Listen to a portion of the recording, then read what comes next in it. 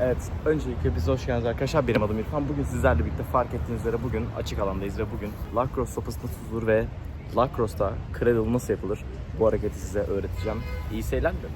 Evet arkadaşlar, şimdi ilk başta başlamadan önce lacrosse sporunu öğrenmek, lacrosse sopası ve lacrosse eğitimleri almak istiyorsanız aşağıda bırakacağım Gmail ve Instagram linklerinden Mustafa Eren Talu abime ulaşarak oradan detaylı bilgiler alabilirsiniz. Bunu söylemek istedim başlamadan önce. Şimdi videoya geçelim. İlk başta cradle nasıl yapılır onu size açıklayayım abi. Cradle dediğimiz hareket ilk başta nedir ve neden yapılır bunu anlatayım. Daha ben de bu arada tam bilgili değilim. Sadece video çekmek amacıyla bunu yapıyorum. Çünkü Türkiye'de yapan yok bunu. Adama geçerken, koşarken yapılan bir hareket. Bunun sebebi de topun düşmemesi. Aynı zamanda adamı geçerken de kullanılabilecek bir hareket, bir momentum, denge aslında baktığınızda. Şimdi nasıl yapılır bunu öğretelim. İlk başta sağlaksanız sağ eliniz yukarıda, sol eliniz aşağıda olacak. Eğer solaksanız da tam tersi.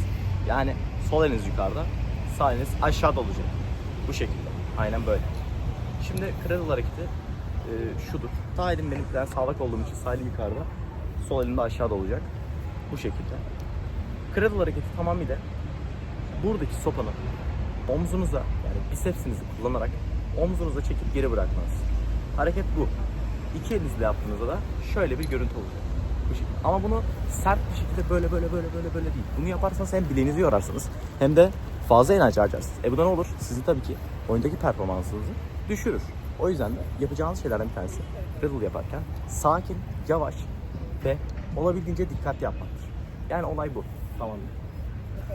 Şimdi nasıl yapıldığına geçelim. Abi parmaklarınız rahat olacak. Eklem kısımlarınız, şu kısımlar. Parmaklarınız rahat olacak. Burayı tuttuğunuzda böyle burası sallanacak. En önemlisi. Tamam mı? Bu sallandıktan sonra abi bunu omuzunuza çekerken, topsuz göstereceğim. Omuzunuza çekerken şöyle bir hareket yapacaksınız. Bilek kullanarak, yani şu hareket. Bunu yaptığınızda ne olacak? Bu kepçe karşıya bakıyor olacak. Karşıya baktığında omzunuza gelmesi gerekiyor abi. Geri bırakırken de dış kısımdan belinize doğru tekrardan geri bırakıyorsunuz. Olay bu. Yavaşça gösteriyor olursam böyle. Bunu yaptığınızda hem top düşmüyor hem de mükemmel bir momentum yakalayarak koşmayı sağlıyor size.